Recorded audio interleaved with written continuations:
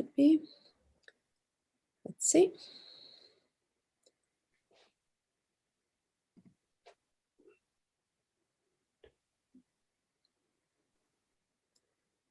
No, it's getting a little bit slow, but I think it's now.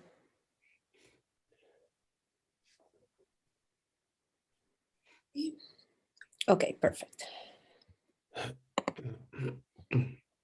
So, good afternoon, everybody. Today, I'm very pleased to present Professor Giovanni Maglia. He has done his PhD in the Department of Chemistry in the University of Birmingham and did also some postdoc time in the University of Leuven and then in the University of Oxford.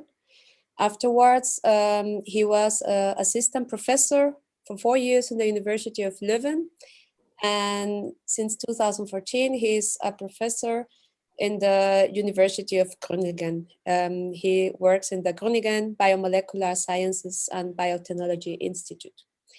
So before starting the presentation, I will ask you to please mute your microphones and turn off your videos. And to remind you also that after the presentation, we will have some time for questions and discussions. You can also write some questions if you already want in the chat. And at the end, I can read it up and we can also discuss about them. So Giovanni, thanks again for accepting our invitation. And yeah, the floor is yours. Thank you very much for the introduction. So I have two disclaimers. One is that I just got a cold. And so like my voice and my nose is exploding. And the second is that actually the work that I'm doing here is actually related as well to a company that we funded. So disclosure, that's I'm also a founder of a startup company. So if you see that things are too exciting and too nice, that you know that. Now, okay, I'll try to go through. So what am I going to talk today? So I'm going to talk about, firstly, a small introduction, why we want to sequence protein at the single molecule level, and why we want to do it with actually with nanopores. And then I'm going to move into 3 different approaches that we have of using nanopores to actually identify rather than just sequencing protein at the single molecule level. One is just the proper strand sequencing, I would call it.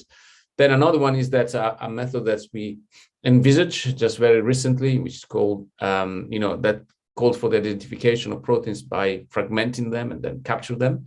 And then the last one, if I still have time, I'm going to say the first few steps that we're moving to actually, rather than sequencing protein in a complex media, to how to identify them as they are in a complex media and how, to actually characterize perhaps also the way they're folded and other kind of properties that are also very important. So, why proteins? Well, about 15 years ago in 2003, well, a bit more than that, right? So there was published the first kind of draft of the human genome. It was not really completed, about, I think 70% was done, but it was a really huge accomplishment from the scientific community. And that really kind of, for many, created like the advent of science 2.0, in which we know the genomes, we now know many genomes and so on and so forth. But that's really the beginning of our understanding of how our body works, because in our body, there are many cells. Let me just get the, no, I can't. All right. So in our body, we have many cells, about 50 trillion, about 200 different kinds of cells that more or less, they all have the same DNA. But, proteins is making one cell different to the other. And also like proteins are very important because they not only regulate, what our cell is doing, but they are also involved in many disease and many other things. For example, the way we are healthy or not healthy, the way we age. And that's why it's very important to measure proteins in diagnosis for early diagnosis of disease, and also to cure disease. So even more, now in the pharmaceutical company, there are many proteins that are made, and you need to actually address them, understand them, do QC and so on and so forth. So proteins really is the shift in many ways that we're observing now in the fields in biology to try to understand how proteins work, how they're made, how they're modified. and how we can characterize them. So you probably know this already, but there are two main techniques that we use to characterize proteins. And the most important for sure is mass spectrometry. So there are two main ways to actually address protein. One is called top-down mass spectrometry, another is called bottom-up mass spectrometry. And both have in common that you do cut the protein into pieces. So you can see here. So basically, you at some point, you separate your sample either before as a protein or later as a peptide, but then you chop them in pieces and then you identify the sequence of this peptide with tandem mass spectrometry, and then you actually get back by comparing to databases that we have, and you find out the sequence of the protein in your mixture. Now, that's a very powerful method, is working extremely well, and is very, very successful to do proteomics, but like there are many drawbacks. One is that it's very expensive, that's very large, and that's not just technical, but like it's also relatively low throughput. So like, because they're so expensive and large, typically you just have a few mass spectrometers, and then you can only do a certain amount of experiments. And also like that is very hard to measure proteins that have different isoforms. So like it's becoming quite clear now that proteins that are not just the 20 canonical made by the 20 canonical amino acids, but they are heavily modified by post-translational modification, by splicing, etc. So actually this is really our understanding of the composition of proteins in our body. It really goes through the understanding of every different isoform, and most of the times the isoform has such a low concentration that you really need some single molecule techniques to actually identify them. And definitely, like many of those, there are escape the identification with mass spectrometry.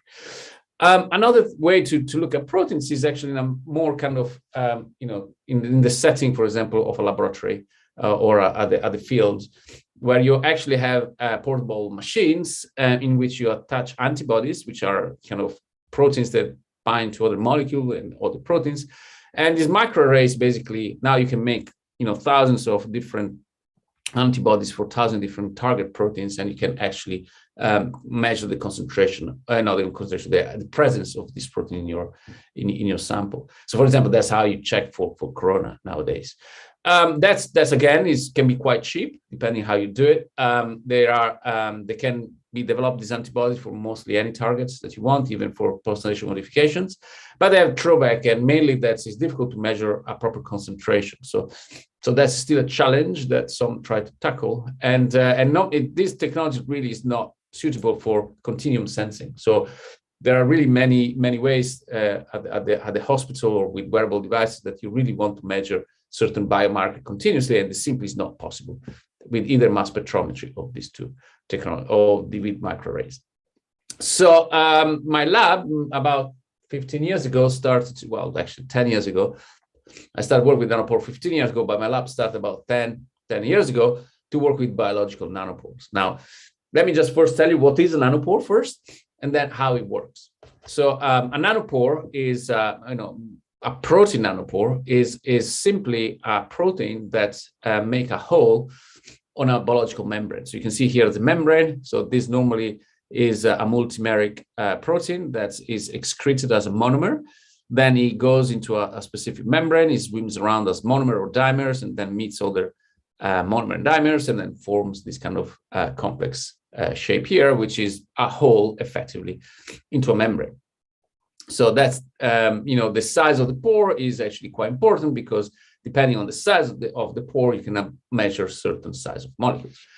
So when I started my postdoc in 2006 on biological nanopores, we only had one, which was this one, which is called alpha-hemolysin. So basically, this field was really at the infancy, started really, the first few papers were in 1995, something like that, a few before, but basically the paper that started the field was probably about at the end of the 90s. And then by the time that I was doing my postdoc in 2006, you only had one. And then my lab, when we started, which is in 2010, we really kind of look into expanding this toolkit for this biological pore. So now there are many more. And my lab actually in 2012 introduced CLA, which was at the time the biggest pore that you could have. And then in 2016, this Frac nanopore, which at the time was the first pore with alpha helical transmembrane domain. And then last year, we introduced Playa-B, which again is got the record now as the biggest pore. So that's a little bit what we do in our lab, try to find new pore, characterize them, and try to understand how they work. But to get there, first, let me just see how we do a basic experiment. So what we do, we take these pores and we oligomerize them. So we add surfactants so that from monomer, they become oligomers. And then we add very tiny concentration of this pore into a device that is basically just literally two chambers connected to each other. And in the middle of that, there is a lipid bilayer, which we have a way to make them in a very kind of low-tech sort of way. And this lipid bilayer will accept a single pores into it. So when one single nanopore enters the bilayer, we see that's under applied potential. You can measure here and apply potential. You see literally the stepwise increase in the current. And that's why we know that it's one, because the current is always the same. I know the step is only one. If you have another step, you have two pore and then three pore, etc. So we want to just work with one. So when we have a single pore, we flush away all the excess of the pores that we have in the system, and we start our experiment. Now, what do we measure? We measure currents, and these currents are in, not electrical currents. So eventually, well, not electrical currents, but ionic currents. So the electrode here, they apply a fixed potential. Then we have electrodes that interface with the solutions and apply the potential. And then we measure the current of ions. It goes in both directions. So like if you apply a negative applied potential, they're going to have negative ion go in this direction and positive in that direction. Then what happens is that when we want to measure something, we add it to one of the two solutions, and then that molecule, they diffuse into the pore. And when they enter inside the pore, what happens is going to see a change in this current. And the change in the current tells you something about this molecule. Now, there are a few important things to consider. One is that it's a single molecule technique, and that is very important if you want to measure protein at the single molecule level. The second is that we actually don't really work with one pore. So in the lab, we work with one pore, but once we make devices, you make thousands of them, all addressing, individually. And those are called arrays of pores. So that's actually the throughput of this system can be really high. And the third, which is actually something that for a long time was not really fully appreciated, is that this ionic signal is an electrical signal. An electrical signal is very, very important because when you want to make devices, it actually can interface directly with electronics. So you can see here an example, which is the Oxford Nanopore Mini Ion that I'm sure many of you have heard. And that's a really kind of is such a light, low cost and portable device that actually goes, right now it's in the International Space Station to measure the bacterial DNA that's, from bacteria that grow in space. So you can actually take it up there wherever you want, and then is a real strong point for making devices to have this electrical signal. Now, I mentioned nanopore sequencing, so just give me just only this slide. So this is work that we started in academia. So like there was the University of Oxford that started to, when I started at the University of Oxford, there was my project. And basically, at the same time, there was the startup company called Oxford Nanopore Technology, which is the same company now that actually commercialized this technology. So the idea here basically is that you have an electric field. So you apply a potential. That potential creates a very strong drop in the electric field right here at the constriction, especially, but everywhere in the pore. And that actually induced the capture of this polymer, which is a piece of DNA. So normally DNA would not enter because entropically it's constrained. But because there is with this strong electric field, then you capture the DNA. And then you control the stepwise unraveling of the DNA by using enzymes. So initially were polymerases, but now it's a helicase that actually steps with incredible high precision, half a nucleotide per base. So half a nucleotide is moved when the ATP binds, the other half when it's hydrolyzed. So you have an incredibly good way to step the DNA, half a base by half a base. And that's actually the crucial bit to actually sequence DNA. Because as it turns out, you don't really sequence one base, but you're sequencing several bases at a time.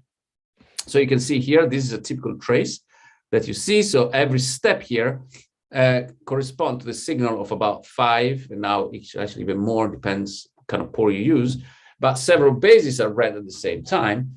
And then the crucial way to get information is that when you step to the next base, so this current here is not just random, is going to be made by 4 bases that you read before and 1 new base. And then when you get the second step, you're going to get 3 bases from the first one, 4 bases from the second one, and so on. So basically, you sequence the same base about 5-6 times. And that's actually, overall, with the use of bioinformatics, you actually get the sequence out of the DNA. Right, so, and that's how it works for Oxford Nanopore. Now, so that's how DNA works, but we don't have DNA. I mean, we want to sequence protein, not DNA.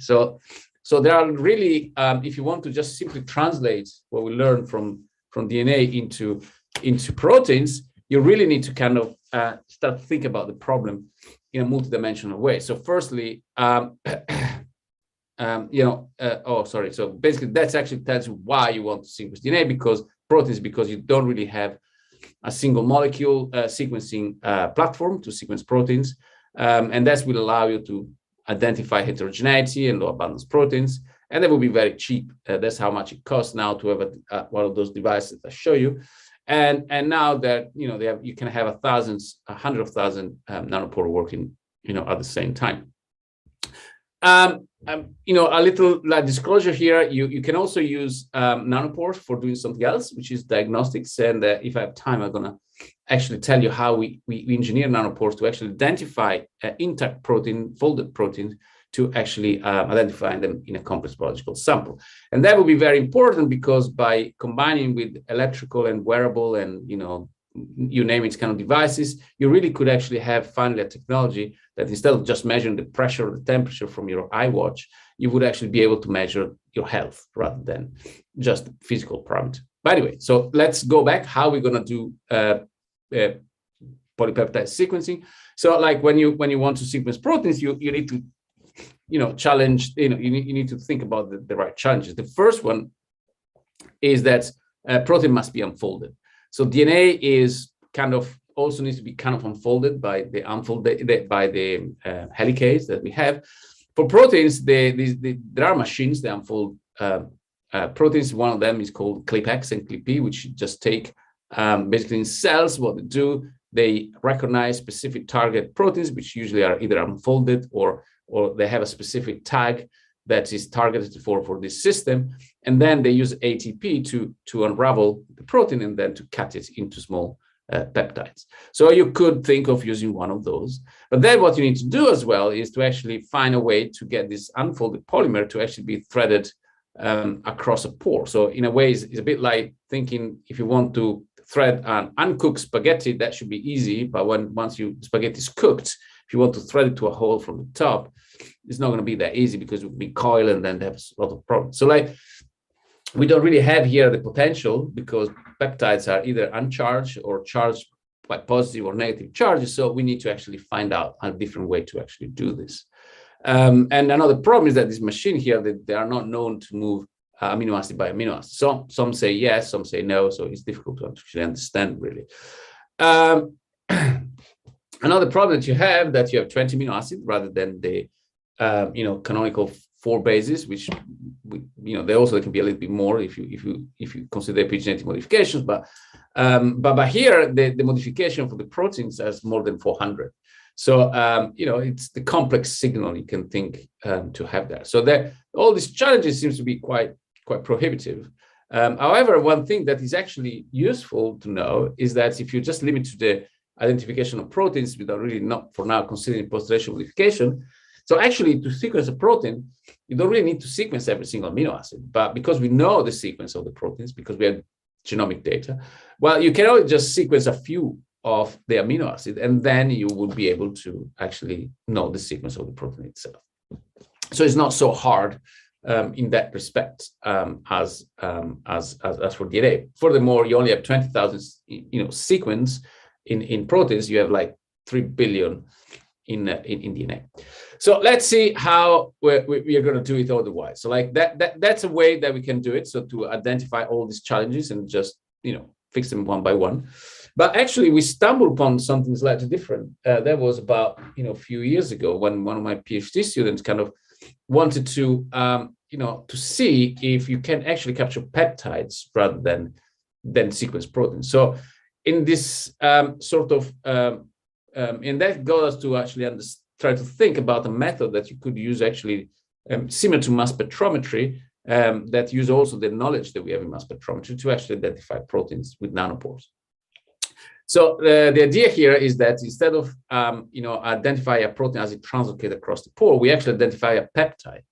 So we measure this peptide, and if we can find out some sort of physical property of this peptide that we can actually, that are general and universal, then actually it works a little bit as a mass spectrometer, which can measure the mass of the individual peptide. So if you can establish this relationship between the mass, or let's say the physical property of the peptide and the signal, then we are in business, right? Then what we need to do is to attach this peptidase to the pore right above it, and then capture every single peptide, and then you see a spectrum from individual proteins. So here you really have two steps. The first step is just to do something that a mass spec can do. And the advantage would be that you can have a portable device, or a portable that's very cheap. So every lab, hopefully, could actually have in the benchtop. And the second is something that a mass spec cannot do, which is actually to identify a fragmented protein on the spot. So like you have a single protein that is fragmented and identified directly by the nanopore. Now, just to just give a little step back. So we don't have an electric field to actually engineer the capture of molecules when we work with peptides. But we have another kind of physical property of this, which is called electrosmotic flow. So these pores here are actually quite highly charged. So the surface here is very negatively charged, for example, in this pore here. That means that the counter ions, they're going to be concentrated inside the pore. So it's going to have like multimolar concentration, even if outside is actually much lower. So a very high concentration of ion. And when you apply a potential here, the ion will move unidirectionally because they will follow the direction of the potential, and they will carry with them water. So this is actually a computational work done by one of my PhD students that's now in Leuven. And then he actually could measure that it's a very strong flow of water, which is actually correspond to a piconewton, which is actually not so different from the force that you apply on a DNA molecule. Another things that you can do is actually engineer this flow. So by just making mutation to the pore, you can go from something that's very highly, creates very strong electrosmotic flow to something that creates very weak electrosmotic flow. So you can really kind of engineer these flows inside the pore, which that's very important because now we have a mean to actually capture peptides and polypeptides across the pore. So this flow is so strong that when you add proteins inside one of the sides of one of these pores, if you apply negative applied potential, which is the direction of the electrosmotic flow is from top to bottom, and you add the protein here, then you capture the protein. You can see here, means that one single protein, doesn't matter what protein is there now, but one single protein is enter the pore. And then when you reverse the potential, that the electrosmotic flow go opposite direction, you see just no capture at all inside this pore. So the electrosmotic flow is indeed one of the forces that we can use to help us to stretch and to sequence proteins. Right. So we found out this about 10 years ago, well, 8-9 years ago. So that gave us actually the confidence to actually start to tackle this problem of sequencing peptides and proteins with nanopores. To do that, we thought that we would start with a pore with the right dimension. So this dimension here is called, this pore is called FRAC. And it's got about a quite wide entry, about 5.5 nanometer, quite narrow, exit about 1.6 nanometers. So we reckon that this is the about right kind of size, a bit big perhaps, to sequence protein and to identify peptides. So one thing that we realize is that actually, if you tune the condition by which we make these pores, we can actually make a pore that is octameric, heptameric, and hexameric. So you can see here this pore, where you can see this is a pore which is 8 subunits, and it's got a certain current. There's a 7 subunit, and this is actually even 6 subunits. And this is actually a very tiny pore, so which now is actually ideal if you want to sequence proteins. So that was just simply by just changing the way that this pore interacts with the membrane, and that the probability that monomer and dimers will have to meet on the membranes to actually form the spores. Right, so like we were all very excited, but then we try our experiment. So we gave up pH 7 and then we add our peptide and we saw no translocation. So we saw nothing. So basically a positive, negative applied potential, putting one side or the other, we really couldn't see anything. But then the student was really kind of very good and he didn't give up. And then he lowered the pH. And what he saw, that actually all of a sudden we see the signal. So now how do we explain that? So the way we explain is that this spore here, because it's very high charge, it's got a very strong electrosmotic flow. We can actually measure that. It's one of the strongest electrosmotic flow we know. But the peptides, at the same time, when it gets such an electrostatic kind of energy barrier that you see there, it doesn't really want to enter this kind of constrained space where it's very highly electrostatically charged. So actually it doesn't enter in there, despite the strong electrosmotic flow. When you change actually this electrostatic interaction, then all of a sudden the peptide can actually be captured, can be measured. And what we find out is that the mass of the peptides actually scale reasonably well with the volume. That's a pH 4.5, and there's two peptides here that don't really fit in the relationship, is because there are two negatively charged peptides at pH 4.5. They have these problems. They're not really going to enter inside the pore. So what we did, we changed the pH and then we engineered the pore, and then we find actually a very nice correlation. Not we didn't engineer the pore, we just changed the pH, and then all of a sudden the correlation is there. So now we have effectively the ability to to develop now a mass spec for peptides. Something that can measure the mass. Actually it's not really the mass, it's the volume.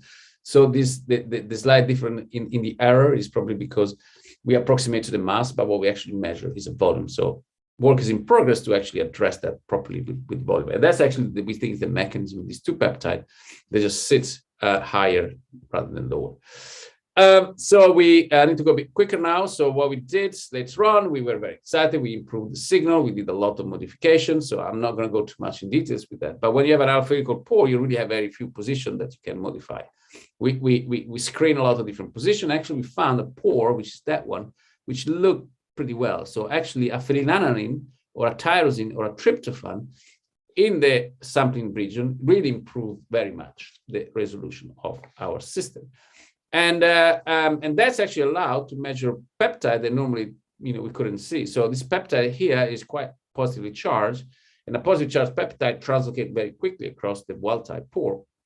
But all of a sudden here with the phenylalanine pore, you can see here it appears in our spectrum. So now we actually finally, and we a pore that actually can see all the peptides and post-translational modification. So which is for if you work into the field of proteomics, that's very important. Again, unexpectedly, if you add a sugar, just one or two sugar to your peptide, it makes it more slippery, and then we actually have to do a lot of tuning to actually get. But we can have now post-translational modification. Now, what we have now, we have a system that can actually measure all the peptides that we feed them. So far, we didn't find any peptide that is not recognized by our nanopore. We tested about 30 peptides, and they're all easily observed. We have 3 different pores, so we can actually address a range of different peptides. And so we went actually with these experiments. Again, this is one of my PhD students, Florian, that actually came up with the idea. So it was coming actually from the mass spec field. And I said, what I really want to do is just to see if I can actually identify the protein itself. So what it did, it took a protein, in this case it's lysozyme, and he cut it with a trypsin, and then he addressed the cut protein with a nanopore. And then you see here all the blocks for the peptides, and this one can be transformed into a spectrum. And then if you do send the same sample to mass spec, and then you apply, because right now mass spec has got much better resolution, so you apply sort of like a noise, artificial noise on top of that, you can see that actually all of a sudden, all the peaks here are really kind of represented also in the nanopore spectrum. So it's a very good way to actually fingerprint a protein. So what we did is we stopped there. We took like 9 proteins. That was lysozyme, the one that I showed before. We took other proteins that are different size and shape, and etc. We trypsinated them, and then we did exactly the same same experiment. Then some works better than others, but all of them, you can see by eyes, they're very different. So actually, was the way that in the 90s, people were characterizing protein. They had, they just measured the peptide fingerprint of a protein, and then they compare it to a spectrum that they had, and they can identify the protein. And here we can see that we can call all the different proteins automatically with just a computer program. And that's actually could be already something that you could see in your benchtop in the near future. So like you can imagine that you can have, so right now, if you want to characterize your protein in the lab, what you need to do is send it to a mass spec. And, I don't know how it is in your university, but in Groningen, it takes about 2-3 weeks to get the answer back. It's about 60-70 euros. And in general, it's a pain, right? You need to send it, you need to go by bike to the city center, send it there, come back. It's just a pain. But here you could have something that can characterize your protein immediately, on your benchtop. So that's something that's very interesting direction. But what we want to do really, and that's in the last 15 minutes, I'm going to talk about that, is that how, so this Nanopore mass spectrometer, we measure the volume of the peptide so far. So that's a recap, basically, of what you can do with this Nanopore mass spec. We can identify the volume of peptides. We are now actually trying to establish, better relationship from the volume and the signal. We're going to have, we can see all peptides between 300 to 200 Daltons, which is actually pretty good, spot on what we need to do to identify proteins. So the noise in the blockades has got additional information, which we don't understand yet, but that's quite rich in information that we hope that we can use to actually address the peptide a bit more in details. And indeed, we can actually want to make this one into a portable sort of device. Now, that's as for the first half of the way we want to address protein. The second is that, all right, so now what we want to do is actually build a device that works out of a nanopore, so on top of it. So the idea here is that that's your trypsin. You want to have something that you attach it to the pore and then can chop the protein into and feed it directly into your protein. Now, that's more difficult than it looks, although I'm sure if you have experience with protein engineering, that's pretty difficult. And the reason is because the protein also needs to be unfolded and fed, right? So it's like, and if you can imagine here, if you release a protein here, it's just going to go everywhere rather than inside the pore. So you need really to think a bit more carefully how to do that. So the challenge here is to unfold the protein, to engineer a nanopore protease, that connected together, that is specific, and that we need to engineer in a way that we can actually capture all the peptides. Right, so there are different peptidases that we can use. So because we need to unfold and cut, right? So like ideally, this is the one that I showed at the beginning. It's called ClipX. So the way it works is got two half kind of rings here that are connected together and back to back, and then you have like in this way, and then you have on top what is called the unfoldase. So when this is assembled, is activated. So it's a self-proteolytic process that activates ClipX. And then what you're going to have, that's when the clip P, and when ClipX feeds the substrate into the chamber here, it's going to cut into different peptides, and it's going to make your sample. So it's very well studied, very well engineered as well. We know that the thread and unfold proteins with the right speed and the right processivity, so it's an ideal kind of system. There are others. For example, here is the proteasome. The protein is much more complex. So it really regulated the disruption of proteins in archaeal and in eukaryotic cells. And it's a similar sort of thing, but it's more complicated. So instead of having just 2 rings here, they got 4 back-to-back rings. And you have a lot of auxiliary proteins that actually help it functioning in a way that, because you want to really control the system very well. So you got, much more complexity in there. But that could be actually an advantage, because you can actually use this system of linking proteins to actually deliver the substrate that we want into the system. So that's the game plan that we set up to do a few years ago. It took quite a while. So the idea was like, all right, let's take the proteasome, right? Because that seems to be, that works at high salt, it works at low pH, it works in a wide range of conditions, from archaea, super stable, we like it. Then what we wanted to do is to attach it directly to a pore. So there are not really many pores that are useful for that kind of thing. So what we did, we actually made our own pore. So what we took is, all right, let's try to take one of these auxiliary proteins that normally binds to one of the subunits of the proteasome. So this one naturally binds to that. So what we do, we're going to make an artificial pore. So we're going to just attach a transmembrane domain here through a few linkers into the nanopore. So we create an artificial pore. If that works, then we're going to attach also the kind of genetically the proteasome subunits, and then we're going to build this device inside an E. coli cell.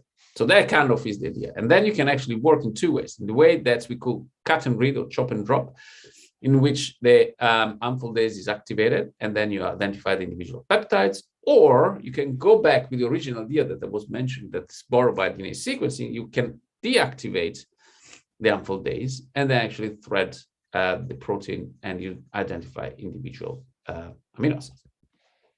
So how do we build this? I really have like 7 minutes left, so I'm going to go not too slow. It's going to be fast, but basically what we did, we identified the the property of the nanopore that we want to keep. So like the hydrophobic part here, you can see that there are aromatic residues, phenylalanine and valine. So that we thought that was part of the transmembrane part.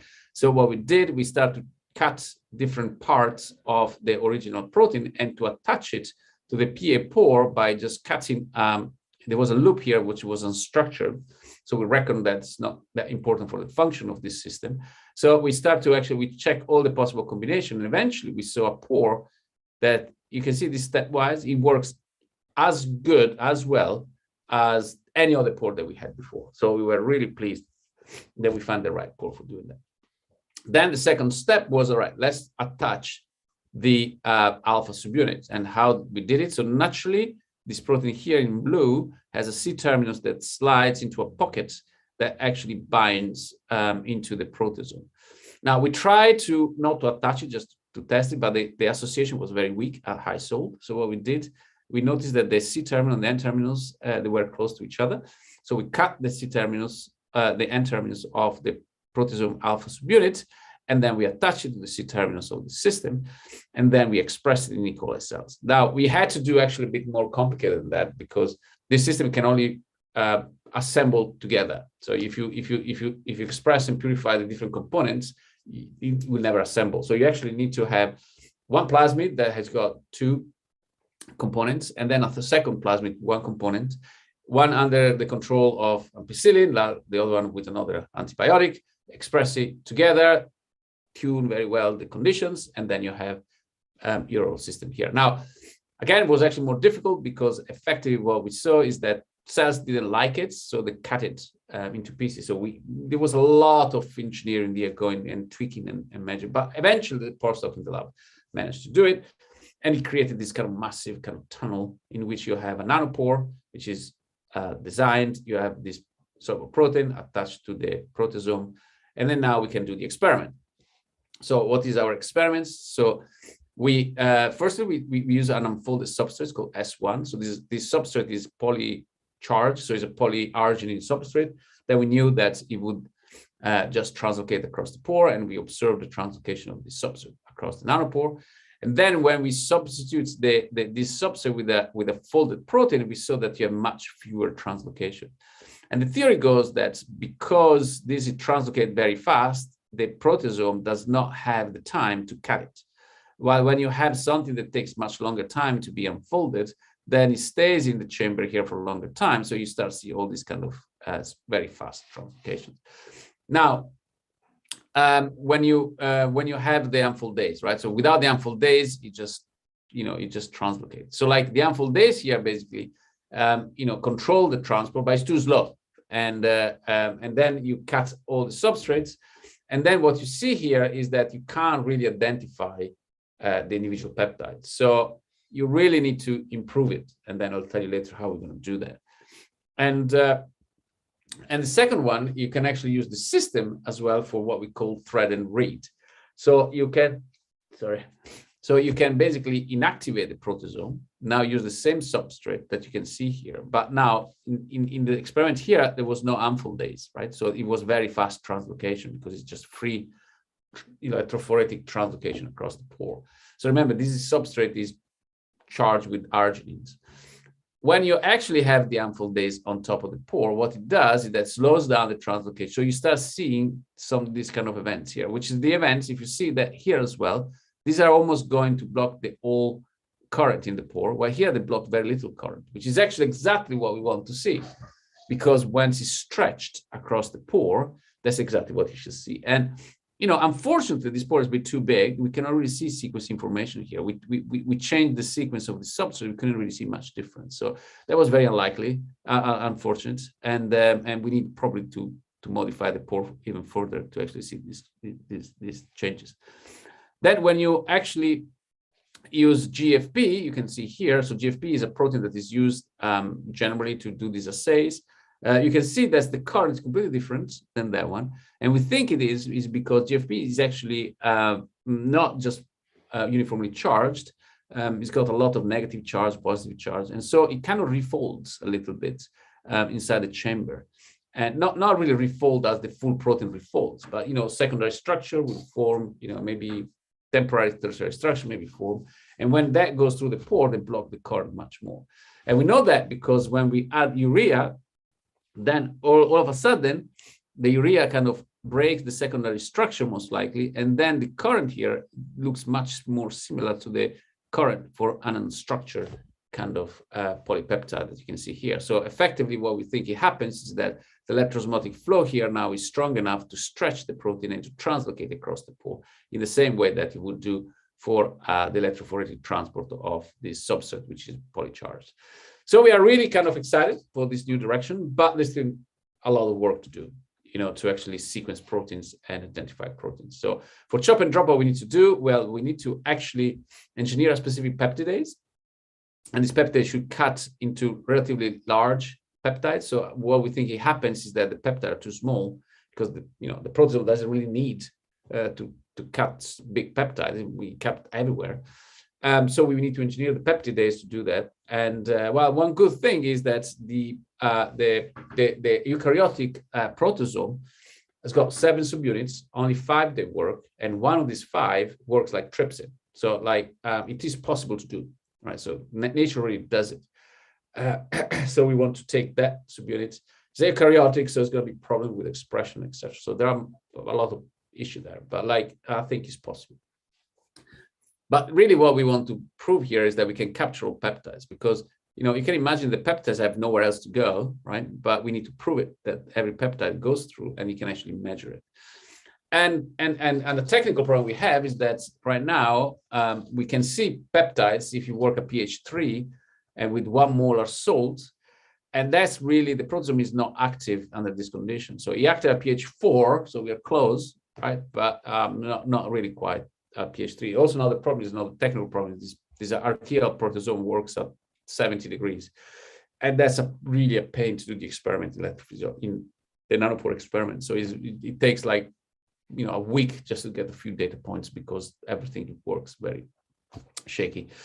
So we are actually working into changing the system to make it a bit more stable. Now, in the threaded grids, we need to prove that we have a control amino acid by amino acid. That's not proven. And we probably need to actually control the pore size to actually make it smaller so we can actually see individual features, maybe not amino acid, but feature in the pore. Now, I think we're going to stop here, except for 45 minutes. We have other sort of way to actually see protein. Maybe only one thing that's maybe interested is that we can also measure protein that are folded. So using this pore, for example, we can measure hemoglobin as it is lodged inside the pore. And then if you have hemoglobin A and S, the change is only 1 amino acid, right? So it's an E over a V. So literally 1 amino acid in this 65 kilodalton protein. And they give 2 different signals once inside the pore. We do understand why, but the signal is very different. And that just to tell you that now we are actually working towards a system in which we actually look at individual proteins, and different individual proteins can be actually mapped by a specific signal. And this measurement here is from blood. So you take literally a drop of blood, you disrupt the red blood cells, and because hemoglobin is such a high concentration, just put directly into your chamber, you see exactly, this number of blockades, which is given by hemoglobin. You can identify what kind of hemoglobin you have, and also count it. And hemoglobin counting is actually one of the first tests that you do at the hospital. So we are working towards try to use nanopores for diagnostics at the clinic. And it's going to be a lot of work, because we will have to go into complex biological systems. So we need to go into blood and so on and so forth. So it's going to be very complicated.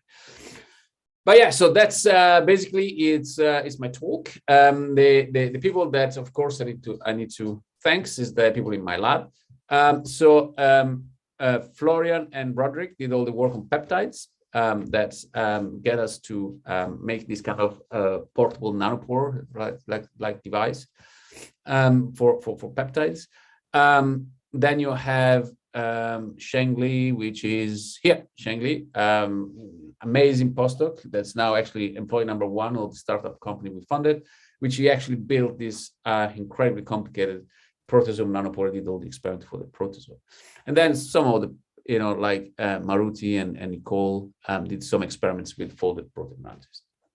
And here is the funding for actually allow us to actually do that. And thank you very much for your kind attention.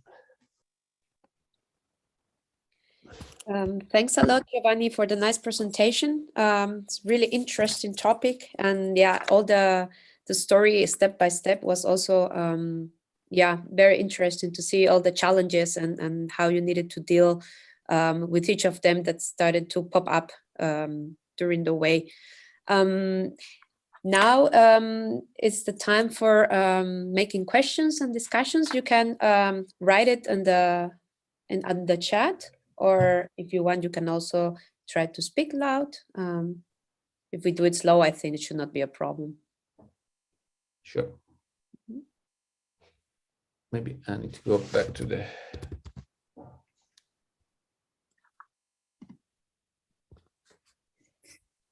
Yeah, there's one question. I'll try to see from whom first.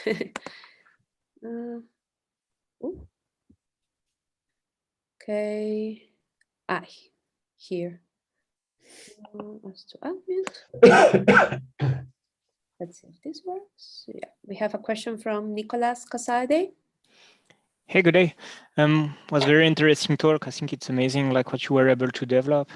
I wanted to ask a very basic question, because I'm more in the genetics part, so the proteomics is always mysterious for us. I wanted to ask you concretely, with the current technology which is available on Nanopore, which kind of question can you answer with current state of the art on these commercial platforms? So for the DNA, right? Okay. No, more at the protein level. The DNA, we have experience with it. Okay, so the protein level. Yeah, okay. So like really what we want to address is isoform and proteoforms. So there is really not single molecule technique now for sequencing proteins or identify protein for that matter. And that's because we don't really have a polymerase for equivalent of polymerase for proteins, so you cannot really amplify. And because you cannot amplify, then all the kind of processivity that you have on the polypeptide, you need to make it yourself, right? So it's like, and we're not really good enough to design the equivalent of polymerase for peptides, right? So that's one problem that's actually really stops the sequencing of proteins. So there are companies that are trying to use fluorescence to do that. Quantum size, one of them, but basically what they do, they try to develop sort of a chemistry. There are two ways to do that. They develop a chemistry that's that reacts with the last amino acid at the end terminals and cleave it off. And every time you cleave it off, you kind of identify that amino acid by attaching specific fluorophores. Another one is that you do the same, by instead of actually attaching a fluorophore, you take proteins that recognize the end terminals of the peptide. And depending on how long they stay into contact with your substrate, you identify what kind of amino acid it is. But those approaches, they only work for very small peptides. And that's really a problem, because peptides, they don't really can address a full protein. So like if you have post-translational modification, and we know that there are many of them, we don't really know if you have one or two or three, in which order, one here, one there, or that it's very hard to see the order and so on. So like, or if you have splicing in cells, they all have the same sort of pattern when you measure peptides, but they're going to be very different at the protein level. So these are the real challenge that you want to tackle in single molecule sequencing. For the peptide spectrometer, that's the things that works right now, I think that would be literally just a system that you have on the benchtop of your lab that allows you to sample one very simple mixture of proteins. So like, let's say if you are if you work in the lab and then you make a protein and then you want to check how it looks like, I think nanopores can do that. Or if you are like in industry and then you want to assess if your post-translational modification have been placed in the right place in your antibody, for example, which is a very crucial step when you prepare them. Right now, you need to stop production, send the sample to mass spec, wait for the answer, come back and just start again. If you could do it on the spot, that would be really useful. So there are like grand challenges that nobody can at the moment fix, which is this single molecule identification. And then you have small challenges, which is just more practical, in which you want to address proteins with a portable and cheap device.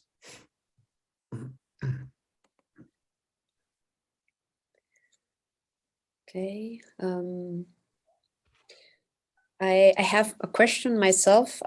Perhaps you explain it. It's a very basic one. So at the beginning, you show some of the nanopore structures, and there you mentioned that there were some of them more with the beta barrel structure and other ones with the alpha structure. If there is any specific use for each of them, or if one of them is better than the other ones, or?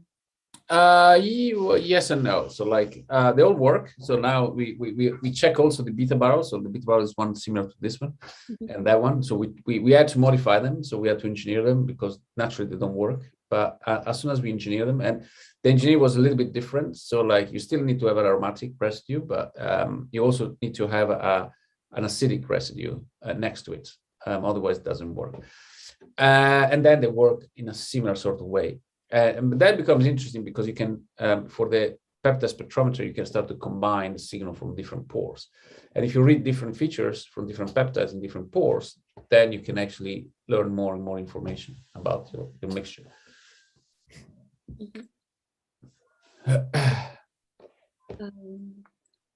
We have a question now from Sven Nansen. He's actually the director of QVIC, where I work. Hi, Sven. Hi. Well, thanks very much, and I apologize for the delay. I couldn't come earlier, so I'm now in the risk that I ask a question that you actually explained at the first part of your talk. Or maybe not. We'll see.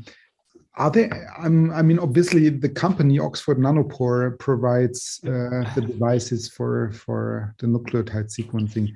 Are there any initiatives by the company, or do you collaborate with them? Are there any commercialized protein sequencing? Yeah, so like Oxford Nanopore has a plan to commercialize proteins with a method that's I didn't explain here because time constraints, in which they basically lock a protein into the pore and then pull it for the opposite side, and then they kind of rip it off, and then they change in the signal as the protein is passing through the pore.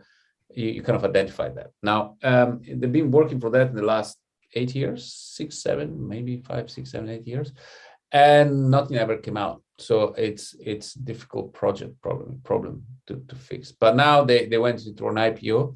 They got a lot of money. They put a lot of people. So you could expect that maybe something going to come out soon.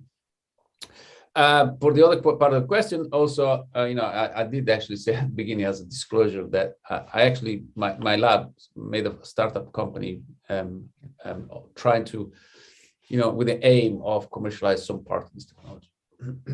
So there is efforts. It's very recent. So it's just early stage now. Thanks.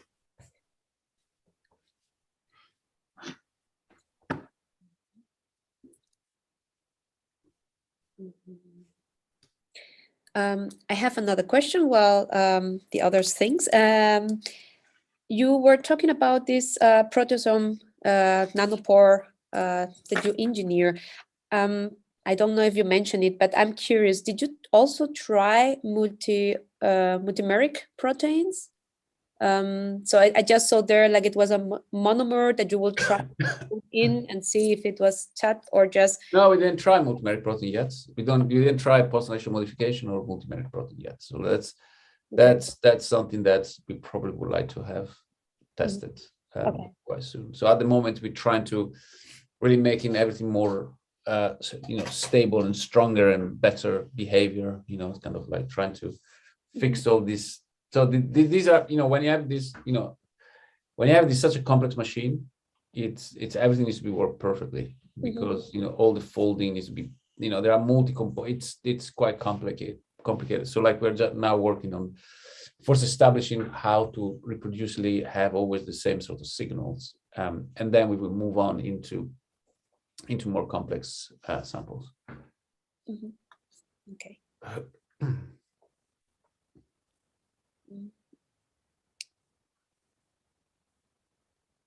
Okay.